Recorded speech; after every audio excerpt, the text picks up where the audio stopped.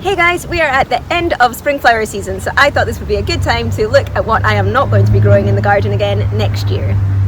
For anyone that doesn't know, my name is Peggy and I am growing a cut flower garden here on my allotment in Kanagawa Prefecture, Japan, which is just south of Tokyo in USDA Zone 9B. Thanks for checking out my channel. Okay, if you've been following along, then some of these might surprise you, but others won't. Starting with one that won't, sweet pea. Sweet pea. Every year I say I'm not going to grow sweet pea again. I've had real difficulty with them doing really well and then dying, or just not doing anything, or taking a really long time to get going. And every year I say I'm not going to grow them this year, and I end up growing them. And I did the same this year, and that's because I found the Nimbus variety and they were beautiful. I found this variety that I really liked. It was a really dark purple. It really fit in with my other flower scheme, and I thought, oh, this is it. I'm going to get some of these. They'll be beautiful. I grew them, and again, this time they grew. I was cutting them quite long and using them for twisty foliage, and they were nice, but they just weren't nice enough for the effort and the space in the garden. They didn't have a scent, which is one of the main reasons that people grow sweet pea, is that they have this beautiful scent, and I just didn't get that from these at all. And they have a really short vase life, so while I was putting them in big displays, I was then having to take them out a lot earlier than all of the other flowers needed to come out, and then having to kind of rejiggle my flowers to make them look good. So I just don't like them enough to keep trying. So this year I mean it when I say sweet pea are out. I'm not growing them again. The next one probably isn't much of a surprise either. That is my cornflower. Now, while this looks great, I mean, look at it, it's huge and beautiful.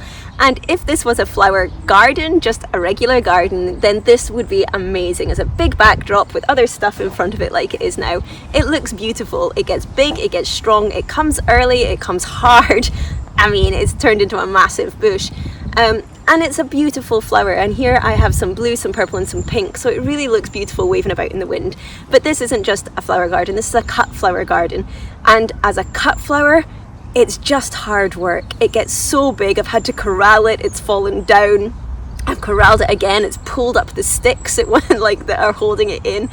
It's just a beast, and that makes it really hard to cut from as well. It's just big and messy, and it's really hard to get in deep and get a good cut on it. I have Flower Farming for Profit by Lenny Larkin, the book. It's a great book if anyone's interested in it. And in there is a story about a farmer that did a cost analysis between their cornflower and their nigella, because they're grown for very similar reasons. They're a similar colour, they're a similar height, they come at a similar time, and they kind of fulfill that twinkly, kind of wavy about element that makes your bouquets look a bit more wild. And so this farmer was growing them for basically the same reason, but when they broke down the cost between growing each of them and how much profit you can make from both of them, they found out that the nigella was massively outperforming the cornflower.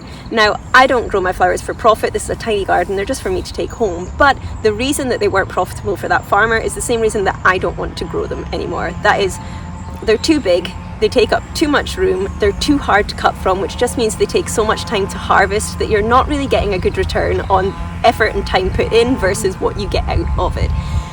Also, they have hollow stems, so I'm finding that they break very easily. The flower heads actually break off a lot in transit, and then when you get them home, I find that after a few days they start to droop down and don't look great in the vase for very long either.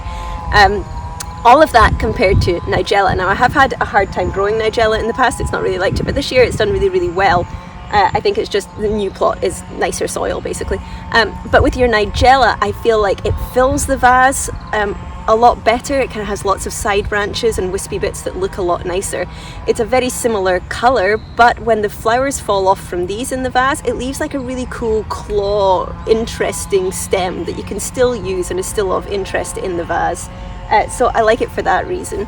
Also, if you miss the flower, it goes to seed and it leaves a really nice seed head, which I also really like. So yeah, cornflower versus nigella. The nigella is easier to harvest, lasts longer in the vase, gives more interest. I don't need to pick it at exactly the right time because it still looks good either as a weird claw or as a seed pod, and I just like it better. So cornflower out, replaced by nigella. The next one I kind of hinted at in my last video, my garden review video, and that is an anemone.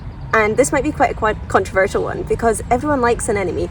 They're really fast to come up. Mine come up in February time and then go on from March. They're one of the earliest things that you can start arranging with. They look nice when you've planted everything out and you're just waiting and waiting and waiting for flowers, something that comes up that early is such a nice sight to see. And I don't really have anything else in the garden at that time. So why am I cutting them? Well, again, I've grown them for 3 years. I know that I can grow them, and I'm just not excited by them anymore. Now, if I could get some of the different varieties, I would really like to get some of the Italian blush ones, or some of the Galilee varieties, those kind of different softer colours. I would want to grow more of them. I also feel like they're on thicker stems with bigger flowers, just from what I've seen. But I can't. I can really only get the purple, red and white. And I've found that this year especially, they didn't produce very well for me, and they didn't last in the vase. They were losing their flowers very, very quickly. This is a really bad example because it's on such a nice big long stem and it is very pretty. But I just didn't feel like they performed well enough for me, and they didn't last long enough in the vase for me. So I just want to try something different, and yeah, I'm kind of over it.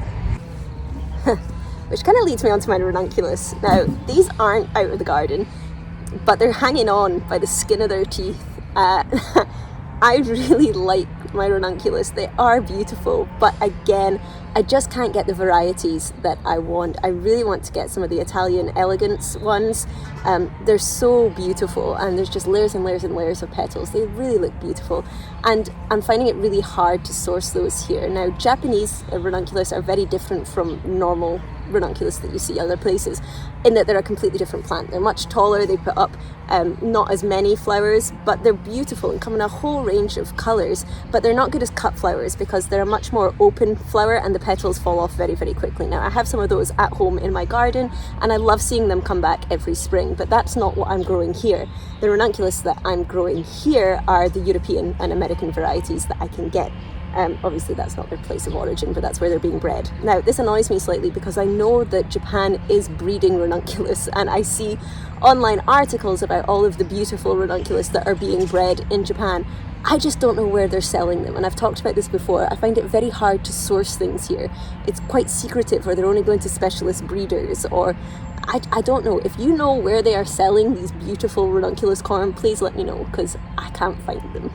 But as it is, I'm kind of left with the more open style flower. Now, the white ones especially this year just had a terrible vase life. The petals were dropping almost instantly. The red ones came up really early, and they were nicer and bigger. Red's just not my colour. I did have the beautiful purple, and they were the closest I could get to the layers and layers and layers of petal. Again, they're more open. They're not the kind of closed marshmallow-y looking flowers that you see. But I did love them, and that's why they're not getting kicked out of the garden. Most of the ranunculus are getting kicked out, but the purple ones get to come back, and any others I can find that will resemble those purple ones, I'll keep. Now, I did have also the orange, and they did great in the vase. They had such a good vase life, and again, they had the layers and layers and layers of open petals. But I mean, they were pretty orange, which makes it quite hard to arrange with, unless you're going to go for that orange and purple Halloween look, which in spring's a bit weird.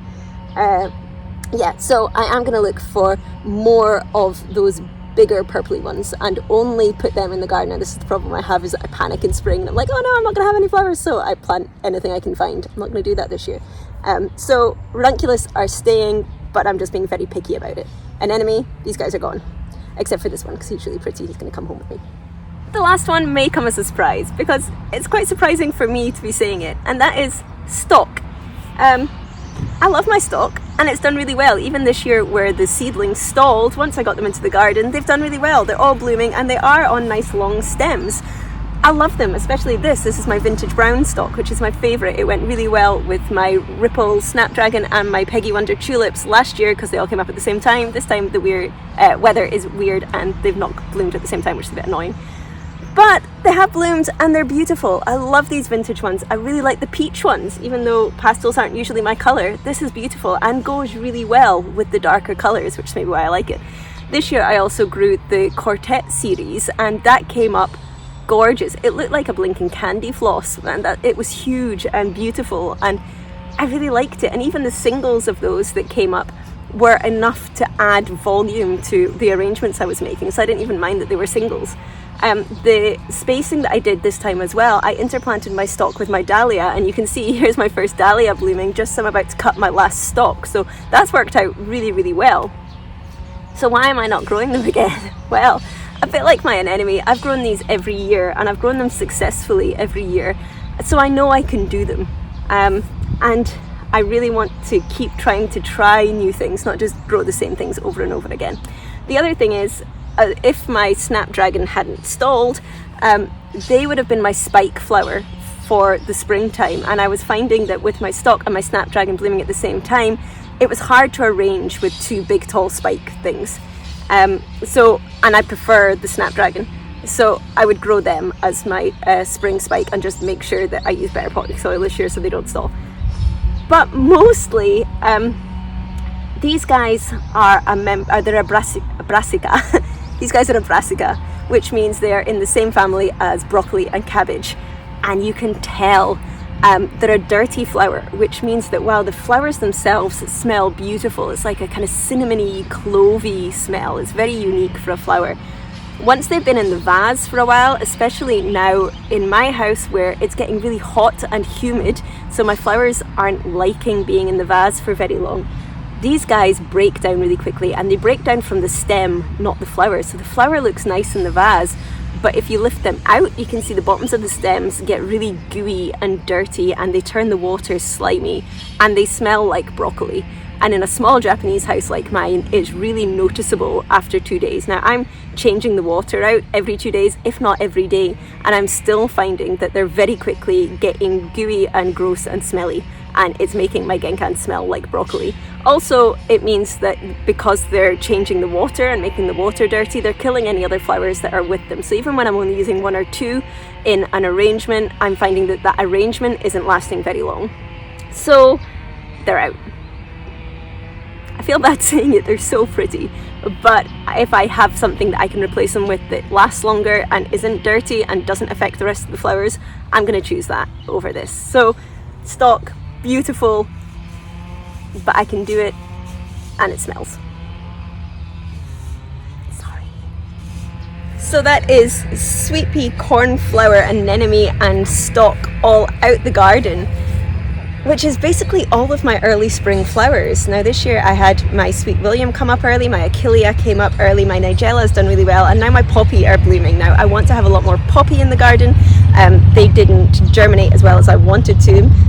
Them two, my Ripple ones, are doing really well, but I want more of the Amazing Grey. They're such beautiful colours, so I'm really going to try more and have them as my focal flower for the spring. Like I say, my Snapdragon can be the spike, my Nigella will take the place of the cornflower, but it is going to leave me a lot of room in the garden, and I don't know what to grow. So if you have any suggestions, please let me know in the comments. If you've grown anything, or if there's any spring flower that I am not growing that you think I should, please put it in the comments and let me know, and I will go hunting for the seed for it. If you're in Japan, I get most of my seed from Taki Seed, not sponsored, just the only place I can find to get slightly different seed, more interesting seed. If you know of anywhere else that I can source things, especially the likes of my Renunculus, please do let me know in the comments as well. But for now I use Taki Seed. I buy them online. It is all in Japanese, so you do need to have Japanese, although they've got good pictures, you can kind of guess, but the order form's all in Japanese, so you might find it a bit tricky. But yeah, what should I grow? I'm going to have so much more room, and I'm really excited to try some new stuff, so please send me your suggestions. So if you want to follow along and see what is happening for summer in the garden, my Snapdragon are just coming in. You saw the first of my Dahlia coming. My Rebecca is starting to come back. It's really leafing out, although it looks to be still quite far away from flowering. But please subscribe below and follow along. If you want to see what I do with all of my cut flowers, you can check out my Instagram, which is From the Witch's Garden, and there is a link to that below. And there you can see everything I do with my cut flowers from the last 3 seasons. I've also been putting on a lot more reels and YouTube shorts here to show the kind of everyday changes in the garden. If you want to keep up that way, please do subscribe and check out Instagram. But that is all from me this week, so I will see you guys next week. Bye.